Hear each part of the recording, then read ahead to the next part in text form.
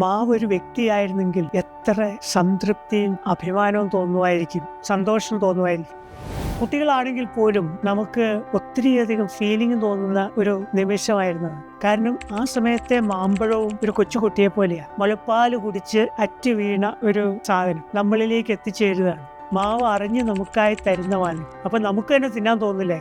പിന്നെ ഏറ്റവും നല്ല ഭംഗിയുള്ള കളറും മാമ്പഴത്തിന് ആ സമയത്താണ്. മണം നമ്മൾ കുറേ നേരം ആസ്വദിക്കും. കയ്യിൽ പിടിച്ച് കഴിക്കാൻ പറ്റാതെ മണത്തുകൊണ്ടിരിക്കാറുണ്ട്. അത് ഏറ്റവും സുന്ദരമായ നിമിഷങ്ങളാണ്. എല്ലാ മാമ്പഴക്കാലവും എല്ലാ വർഷവും നമ്മൾ അതിനെ കാത്തിരിക്കും. ഇതിൽ നിന്ന് ഞാൻ പഠിച്ച വലിയൊരു പാഠം, മാവ് എന്ന് പറയുന്ന അസാധ്യ ഒരു പ്രതിഭാസം കാലാകാലങ്ങളിൽ കുട്ടികൾക്ക് ഓരോ സീസണിലും മാമ്പഴം ഇങ്ങനെ കൊടുത്തുകൊണ്ടിരിക്കുന്ന ആ വലിയൊരു സൃഷ്ടി ശരിക്ക് എന്നെ പഠിപ്പിച്ച വലിയ കാര്യങ്ങളിൽ ഒന്ന് മാവും മാമ്പഴവും തമ്മിലുള്ള ആ ഒരു അന്തരം, അത് തമ്മിലുള്ള വ്യത്യാസം. പ്രതികൂലമായ ഒത്തിരി സാഹചര്യങ്ങളെയും കാലാവസ്ഥയെയും തരണം ചെയ്ത് നിലനിന്ന് ഓരോ സീസണു വേണ്ടിയും കുട്ടികൾക്ക് ഈ മാമ്പഴം കൊടുക്കാനുള്ള കാത്തിരിപ്പിന് ശേഷം മാമ്പഴം ആ സീസണിൽ അത് പൂവായി, തളിരായി, അത് കായായി, പഴമായി നമ്മളിലേക്ക് എത്തിച്ചേരുന്ന ആ സമയത്ത് മാവ് ഒരു വ്യക്തിയായിരുന്നെങ്കിൽ എത്ര സംതൃപ്തിയും അഭിമാനവും തോന്നുമായിരിക്കും, സന്തോഷം തോന്നുമായിരിക്കും. കാരണം എൻ്റെ വിശ്വാസം മാവിൻ്റെ ഉള്ളിൽ നിന്ന്